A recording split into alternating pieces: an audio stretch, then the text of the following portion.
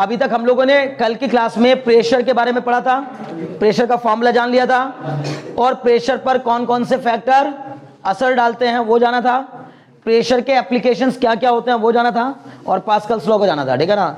लेकिन इस बारे में बात नहीं की थी, और मैं सोच भी रहा था कि आप में से किसी ने पूछा नहीं कि सर प्रेशर किस तरह की क्वांटिटी है।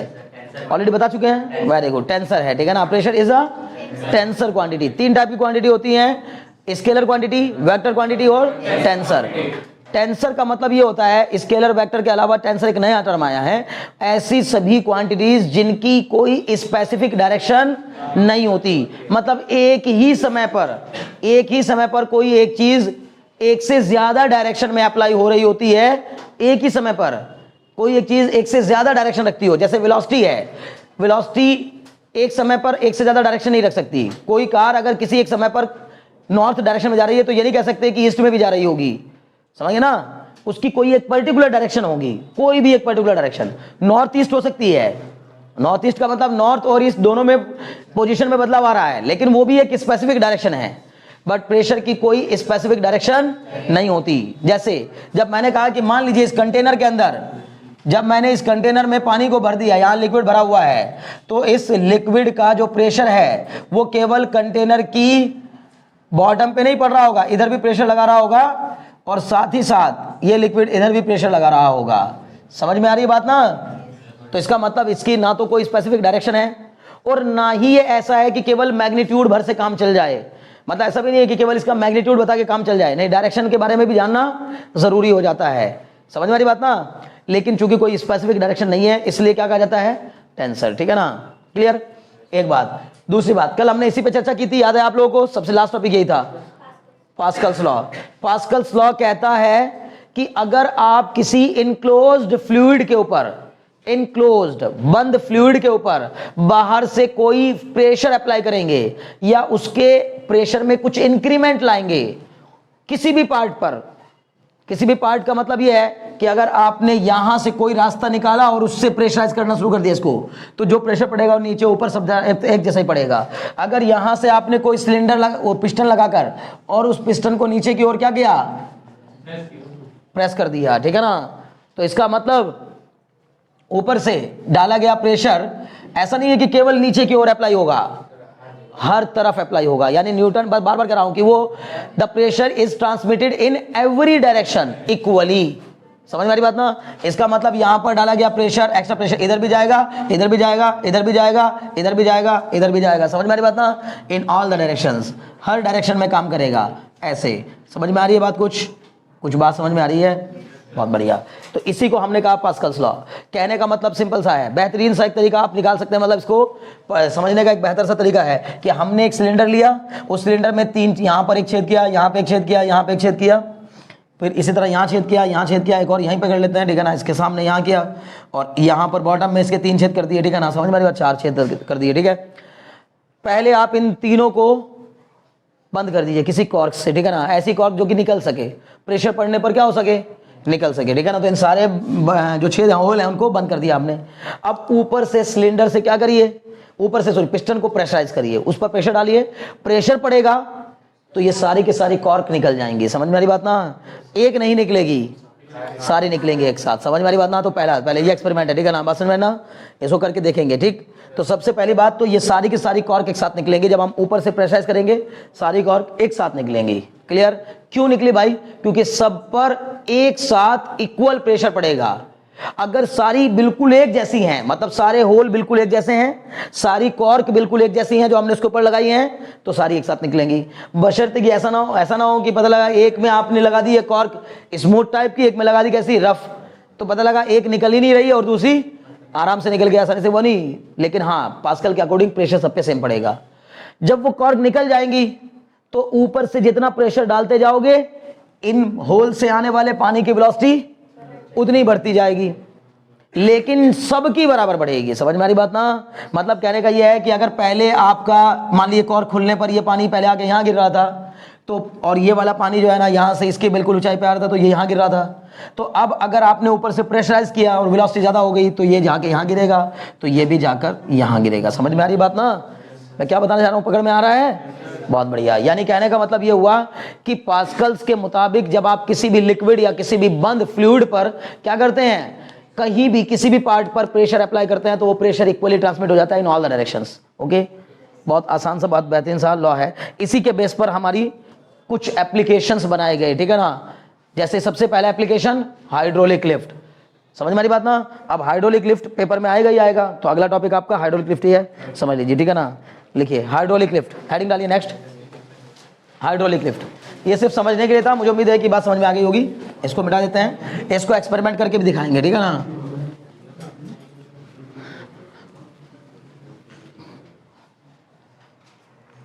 हाइड्रोलिक लिफ्ट, देखो जो हाइड्रोलिक लिफ्ट बनी है ना, जितनी भी हाइड्रोलिक लिफ्ट बनी है वो पास्कल्स के लॉ को ही पर बेस्ड होकर के बनी है। जब भी कोई हम डिवाइस बनाते हैं ना, वो अक्सर किसी ना किसी प्रिंसिपल पर बेस्ड होती है। तो अगर तुमसे कोई सवाल करे कि बताओ हाइड्रोलिक लिफ्ट किस प्रिंसिपल पर वर्क करती है, तो हम बोलेंगे सर पास्कल्स के लॉ के प्रिंसिपल पर वर्क करती है, ठीक है ना। समझ मेरी बात ना। जैसे मैंने आपसे कहा, अगर मैं आपसे पूछने लग जाऊं कि बताओ जनरेटर किस प्रिंसिपल पर वर्क करता है, एसी जनरेटर किस प्रिंसिपल पर वर्क करता है, इलेक्ट्रोमैग्नेटिक इंडक्शन, फैराडेज के लॉ ऑफ इलेक्ट्रोमैग्नेटिक इंडक्शन के प्रिंसिपल पर वर्क करता है। समझ में आ रही बात ना। यानी कोई भी चीज जो हम बनाते हैं ना, जो डिवाइसेस बनाते हैं, वो किसी ना किसी प्रिंसिपल वर्क करती है। मैं पूछूं रॉकेट किस प्रिंसिपल पर वर्क करता है,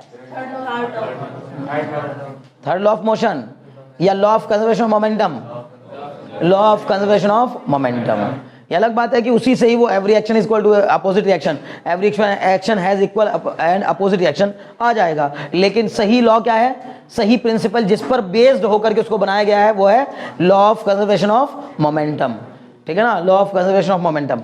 तो इस तरह से आपको प्रिंसिपल्स पता होने चाहिए कि कोई प्रिंसिपल किस पर बेस्ड होकर के मतलब कोई डिवाइस बनाई गई है तो वो किस प्रिंसिपल पर बेस्ड होकर के काम कर रही है, ठीक है ना। क्लियर, बहुत अच्छे। चलिए तो हेडिंग डालेंगे, हमने हेडिंग डाल ली है हाइड्रोलिक लिफ्ट। लिखिए hydraulic lift is the most important application of Pascal's law. Hydraulic lift, hydraulic lift is the most important application of Pascal's law,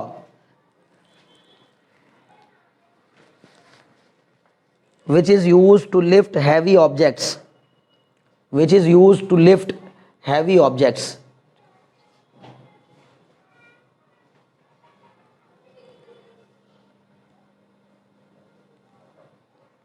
which is used to lift heavy objects such as heavy objects such as vehicle at service station। आजकल generally आप देखते होंगे ना, जहाँ car वार की धुलाई होती है ना, सर्विस स्टेशन वगैरह जो होते हैं वहाँ पर हाइड्रोलिक लिफ्ट लगे होती हैं। अक्सर आपने ले जा करके रैंप पे गाड़ी चढ़ा दी, फिर नीचे से एक हाइड्रोलिक लिफ्ट आता है, वो पूरी गाड़ी को ऊपर उठा देता है ऐसे आराम से, ठीक है ना। हाइड्रोलिक लिफ्ट पूरी गाड़ी ऊपर हो जाती है, नीचे से गाड़ी धुलाई हो जाती है, ठीक है ना। समझ में आ रही बात ना। नीचे से अगर गाड़ी को धोना तो ऊपर उठा देते हैं वो आराम से, बड़े प्यार से। और जो लिफ्ट लगी है वो लिफ्ट कैसी है, हाइड्रोलिक लिफ्ट है, समझ गए ना। जो लुलु मॉल में लगी है वो कौन सी है, वो भी हाइड्रोलिक है क्या, नहीं, वो हाइड्रोलिक नहीं है, ठीक है ना। समझ में आ रही बात ना। हाइड्रोलिक लिफ्ट मतलब जिसमें क्या यूज हो रहा हो, फ्लूइड यूज हो रहा हो, ठीक है ना। फ्लूइड के ऊपर प्रेशर डाला जा रहा हो, दूसरी तरफ से चीजें उठ रही हो, ठीक है ना। बहुत अच्छे। क्या लिखा, सर्विस स्टेशन लिखे, हाँ मैकेनिकल लिफ्ट कहते हैं उसको, ठीक है ना। लिखे a hydraulic lift is an arrangement, अगली लाइन में लिखिएगा एन, ये मॉडर्न है, जो हाइड्रोलिक लिफ्ट है वो मॉडर्न है, वो कन्वेंशनल है। कॉस्टली कौन सी पड़ेगी अब आप सोचो, है ना। मेरे हिसाब से कॉस्टली ये पड़ेगी आपकी जो इलेक्ट्रिसिटी चल रही है, लेकिन वो ज़्यादा यूजेबल है, मतलब बार बार यूज करने के काम में आ सकती है, ठीक है ना। एक बार लगा दोगे, उसकी रिपेयरिंग या उसका मेंटेनेंस कम है, उसका जो वहाँ लगी है उसका मेंटेनेंस कम है, इसका ज़्यादा रहेगा। खैर लिखे, क्या लिखा, a hydraulic lift is an arrangement use to multiply the force. A hydraulic lift is an arrangement used to multiply a force। देखिए समझिए कैसा बेसिक अरेंजमेंट होता है ये। देखो जब कोई चीज बनाई जाती है ना, उसका बहुत ही आसान सा स्ट्रक्चर दिखाया जाता है, बाद में उसमें चेंजेस ला करके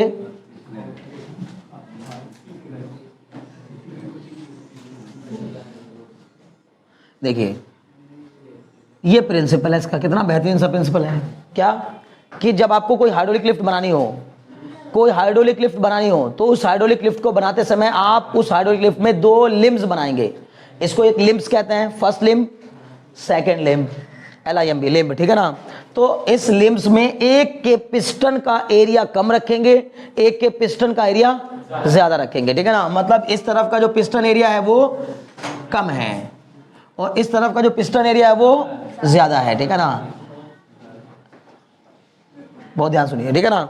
जो पिस्टन एरिया ज्यादा होगा, जिस साइड ज्यादा एरिया होगा उस साइड लोड को लिफ्ट करने की कोशिश करेंगे और जिस साइड एरिया कम होगा उस साइड प्रेशर डालेंगे। समझ में आ रही बात ना।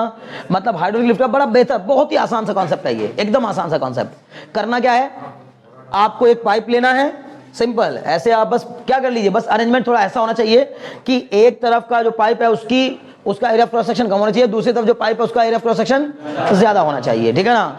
आप जिस तरफ कम एरिया क्रॉस सेक्शन वाला पाइप है उस तरफ प्रेशर डालिए और दूसरी तरफ वाले क्रॉस सेक्शन पर अपने आप आपको चीजें उठती हुई दिखेंगी। मतलब इधर कम एफर्ट डाल करके आप उधर ज्यादा उठा सकते हैं। मीनिंग ये हुआ कि अगर आप चाहें तो अपने से 4 गुना या आप अकेले 4 लोगों को उठा सकते हैं हाइड्रोलिक लिफ्ट के सारे।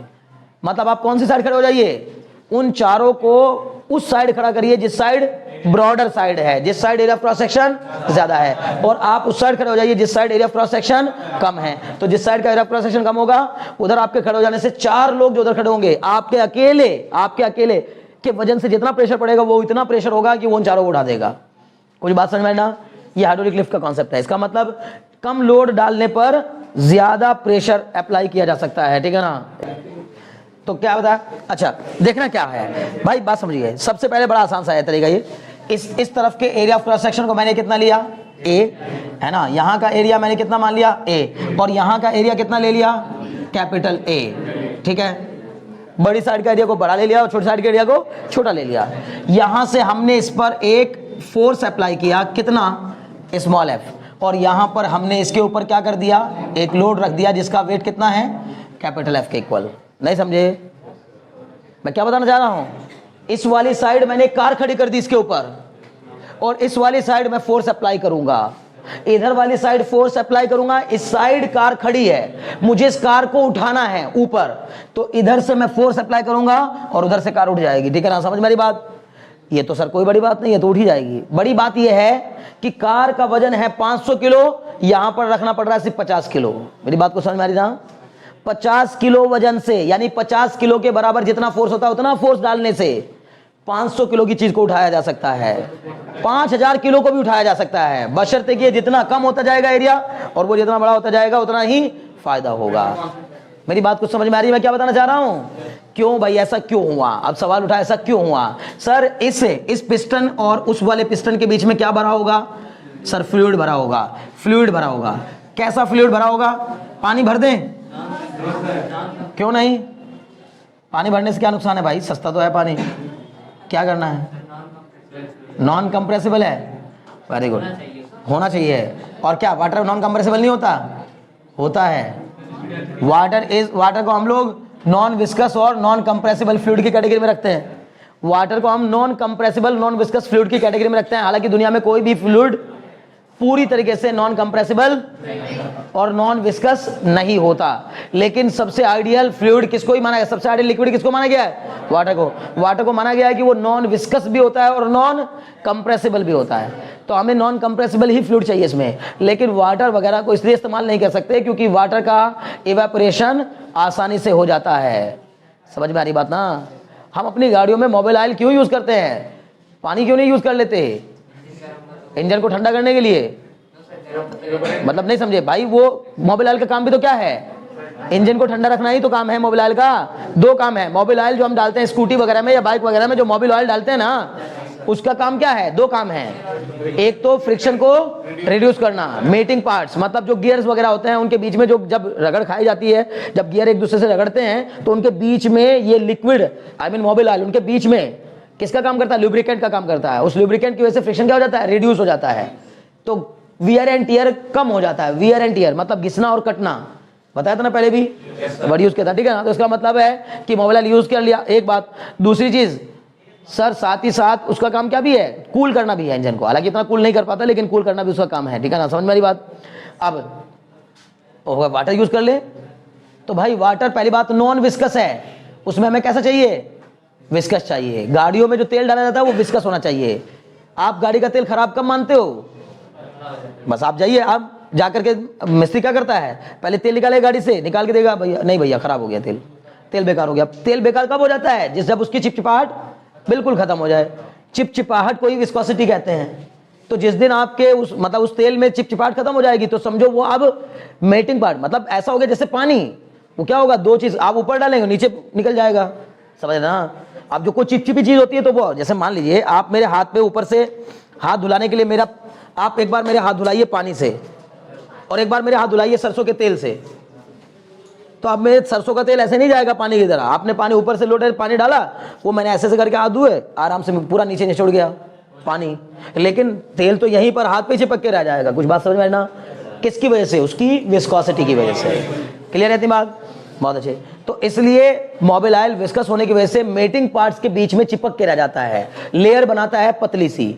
अब ऐसा भी नहीं होता कि इतना मोटा हो जाता है वो उसके बीच में कि अभी इनको आपस में चलने ही ना दे, चलने भी देगा लेकिन बीच में क्या रहेगा, तेल रहेगा, ठीक है ना, समझ में आ रही बात ना। तो चिपचिपाहट का होना जरूरी है वहां मोबाइल ऑयल के लिए। लेकिन अब एक बात, दूसरी वजह सर, लिक्विड अगर हमने वाटर यूज कर भी लिया तो इतना टेम्परेचर होता है इंजन का ना, वो थोड़ी देर में उस पानी को क्या कर देगा, इवापोरेट, ठीक है ना सर, खत्म, गायब हो जाएगा पानी, ठीक है ना। हाँ ये तो यार बड़ी काम की बात पूछी लड़के ने, ये बहुत सही बात पूछी है, नहीं समझे। ये क्या कहना चाह रहा है सर, इंजन बंद है, मोबिल ऑयल जहां हमने मोबिल ऑयल डाला है वो हिस्सा तो बंद कर देना हमने टाइट, बिल्कुल एकदम इंजन का वो हिस्सा टाइट करके रखते हैं, हमने उसमें पानी भर दिया अंदर, उसको टाइट करके बंद कर दिया बिल्कुल। अब सर अगर मान लीजिए गर्म होकर के वो पानी इवेपोरेट होना भी चाहेगा तो कहां जाएगा, तेरा दिमाग ये काम नहीं कर रहा है, देखो कितना टेंशन में लड़का।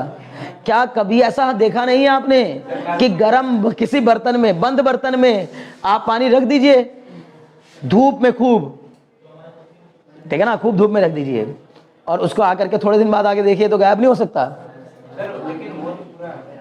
क्या मेरे बच्चे पहले क्या होगा, गैस, सही मायनों में इवेपोरेशन वर्ड यूज करना बेहतर नहीं है, क्या यूज करना चाहिए, वेपराइजेशन, क्योंकि वाटर का बॉइलिंग पॉइंट 100 डिग्री सेल्सियस होता है और इंजन का टेम्परेचर 1500-1600 डिग्री सेल्सियस से भी ऊपर होता है। तो बॉयल कर जाएगा पानी, और जब बॉयल करेगा ना, जब उबलेगा पानी तो उबलने के बाद उससे भाप बनेगी और भाप बन के वो प्रेशर इतना बढ़ जाएगा कि गैस क्या कर सकता है, इंजन को फाड़ देगा, ठीक है ना, समझ में आ रही बात है। जितना लिमिट से ज्यादा प्रेशर बढ़ता जाएगा इंजन फट जाएगा, ठीक है ना, नहीं यूज कर सकते। बात तुम्हारी सही है वैसे कि भाप जाएगी कहाँ, अगर उसमें हमने ट्रैप कर लिया तो कहाँ जाएगी। अगर भाप को ट्रैप कर लो, जैसे किस में ट्रैप कर लेते हैं, प्रेशर कुकर में, अगर प्रेशर कुकर की सीटी को दबा के रखो तो भाप जो बन रही है अंदर प्रेशर कुकर के अंदर वो क्या होती जाएगी, ट्रैप होती जाएगी अंदर। ट्रैप का मतलब तो थोड़ी देर बाद क्या हो जाएगा, प्रेशर कुकर फट जाएगा, समझ में आ रही बात ना। वैसे ही इंजन भी फट जाएगा, ठीक है। खैर अब यहाँ जाओ, बात समझ में आई बच्चे।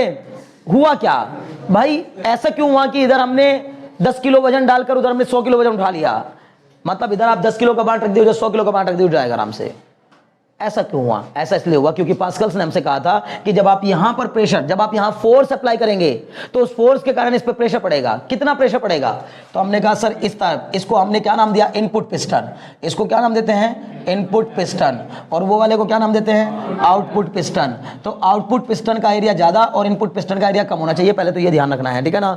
हाइड्रोलिक लिफ्ट बनाते समय इनपुट पिस्टन पर जब हम लोग प्रेशर अप्लाई करेंगे, कितना सर, हमने F फोर्स डाला और एरिया ए था, तो कितना प्रेशर लगेगा, F/A, क्लियर है। और सर इधर की तरफ हम यहां पर लोड कितना रखा हुआ है, तो यहां पर आपका P2 बराबर ये हो जाएगा फोर्स F/A, यहां का प्रेशर हो जाएगा ये।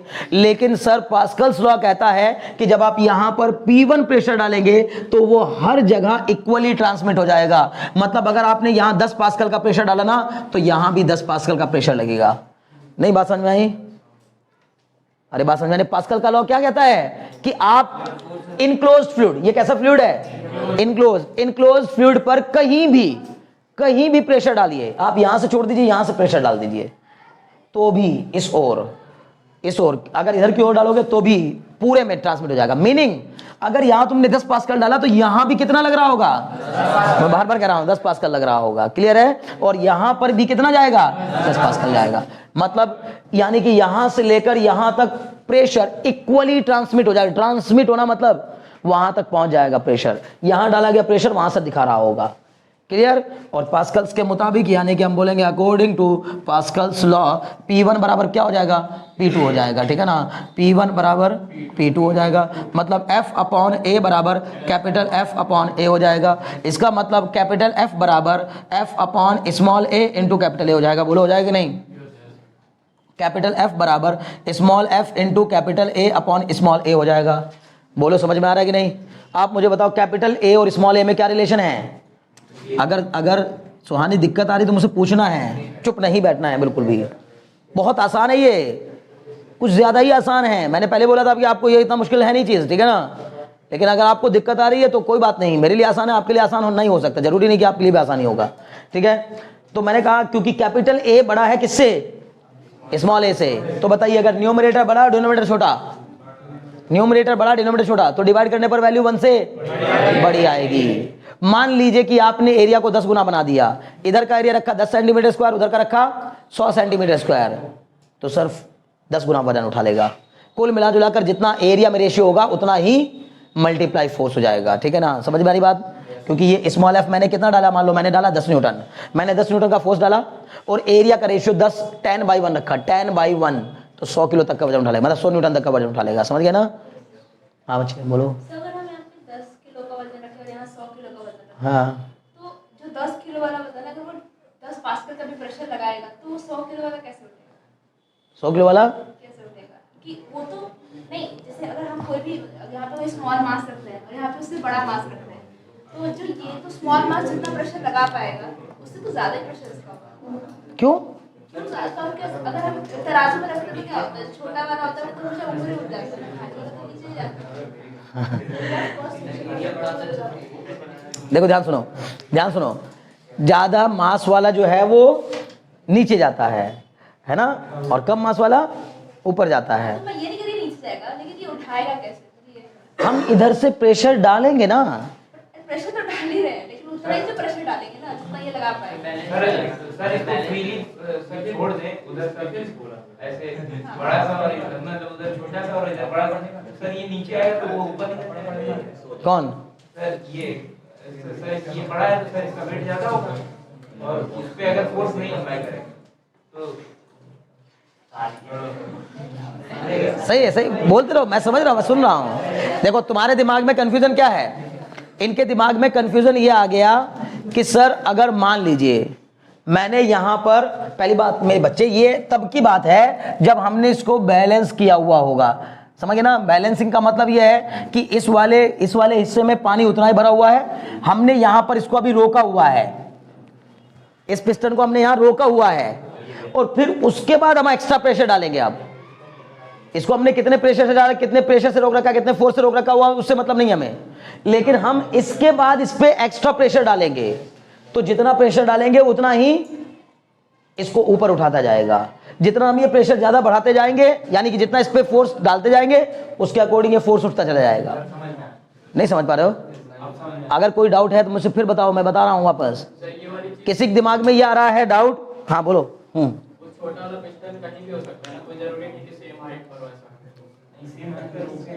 नहीं सेम हाइट पे कोई जरूरत नहीं है, उससे कोई मतलब नहीं है, ठीक है ना। हाँ कोई मतलब नहीं है, अगर 10 किलोमीटर पे तो भी होगा, तब भी होगा, बड़े काम की बात है। यही तो खास बात है कि यहां से लेके यहां तक अगर ये 1 किलोमीटर भी होगा तो भी प्रेशर क्या करेगा, उतना ही ट्रांसमिट होगा इक्वली। समझ रहे हो ना। अगर एक हिस्से पर प्रेशर पड़ेगा तो आखिरी हिस्से पे प्रेशर पड़ेगा।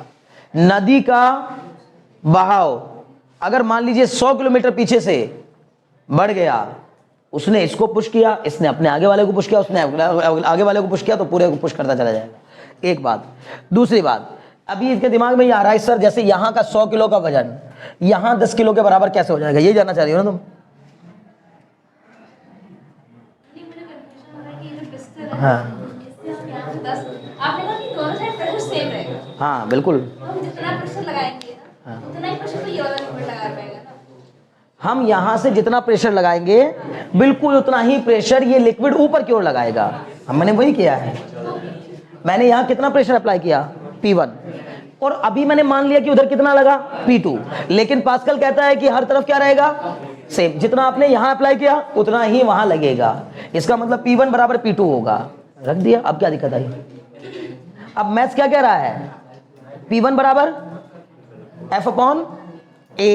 यहां के एरिया पर आपने डाला, ये सिंपल है भाई, कल ही बताया था ना, अगर एरिया कम होगा तो प्रेशर उतना ही मास, एरिया कम होने पर उतना ही मास क्या करेगा, ज्यादा प्रेशर डालेगा। नहीं समझे? देखो जैसे मैंने आपको क्या कहा, मैंने कल आपको दिखा था, पेन दिखाओ बच्चे, मैंने कहा था ये देखो, आप सुनो, आप इस तरह इस पेन को ना इस तरफ से इस पेन को रख करके मेरे हाथ पे अगर 2 किताबें भी रख देते तो उसको झेल जाऊंगा। दिव्यांशु कल इसके ऊपर अगर एक किताब के मैं लेके खड़ा रहा, कितनी देर तक आराम से खड़ा रहा, कोई दिक्कत नहीं है। अगर एक किताब के अलावा 2 किताब भी रख देता और ऊपर तो भी झेल जाता, ठीक है। लेकिन इस वाले केस में एक किताब का भी वेट झेलना क्या हो जाएगा, धीरे थोड़ी देर में मुश्किल हो जाएगा। क्लियर है? मतलब एरिया ऑफ क्रॉस सेक्शन कम है तो प्रेशर ज्यादा हो जाएगा। अब प्रेशर ज्यादा होना मतलब तुम्हें लग रहा है कि प्रेशर सर ज्यादा होने का मतलब तो फिर इधर प्रेशर क्या होना चाहिए, ज्यादा। लेकिन ज्यादा क्यों नहीं हो पाया? एरिया कम है तो फोर्स भी कम ही लगा यार। नहीं समझे? मैंने कहा इधर 10 किलो वजन रखा, उधर 100 किलो वजन रखा, ठीक है। उधर 100 किलो वजन, यार सिंपल है ना, इसमें कौन सा बड़ा काम है? इधर बताओ, इधर की तरफ 100 किलो वजन इंटू जी, ये तो हो गया वेट, अपॉन उधर का एरिया मान लो मैंने लिया 100 सेंटीमीटर स्क्वायर, कितना, और इधर मैंने लिया 10 केजी वजन, मतलब 10 इंटू 10, ये क्या हो गया, mass into gravity, 10 into 10 upon में, लेकिन यहाँ का एरिया कितना लिया, 10 सेंटीमीटर स्क्वायर। समझ में आ रही बात? अब जरा इसका बताओ मुझे कितना आया, 10, इसको कटाया कितना आया, मास कितने के इक्वल है, इधर 10 किलो मास, उधर 100 किलो मास। नहीं समझे? जहां एरिया बढ़ा वहां फोर्स भी बढ़ गया, तो रेशियो क्या रहा, मेंटेन रहा। समझ में आई बात ना? इसी को तो उसने दिमाग लगा दिया था कि भाई पास्कल के मुताबिक प्रेशर हर जगह सेम रहेगा, हर जगह सेम रहेगा। अगर मैं यहां पर बात करूंगा, इसका एरिया कुछ और होगा तो यहां मामला कुछ और होगा, ठीक है ना? समझ में आ रही बात ना? आप यहां पर आप कोई वजन रखोगे तो उसके लिए अलग हो जाएगा मामला, एरिया के हिसाब से होगा। क्लियर भाई? जैसा मैंने आपको वैसे भी तो इसलिए बोला क्या कि बस इसका रेशियो देखना है, आपको एरिया का रेशियो देखना है। मतलब अगर एरिया को हमने उस तरफ 10 गुना कर दिया तो समझ लो वेट भी 10 गुना उठा पाएंगे। तो फिर अगर ये बच्चे इधर ध्यान लगाओ, अब एक सवाल उठा, सर अगर दोनों लिम्स का एरिया सेम होगा फिर ये लिफ्ट थोड़ी ना हुई, फिर ये इधर 5 किलो रखोगे उधर भी 5 किलो को उठा, बैलेंस कर देगा। बस तुमने 2 किलो इधर बढ़ा दिया तो ये ऊपर चला जाएगा। ध्यान सुनिएगा, अब अगर ये दोनों बराबर होते तो इनपुट पिस्टन पर आप ज्यादा लोड डालेंगे तब वो उठा पाएगा उसको ऊपर। क्लियर?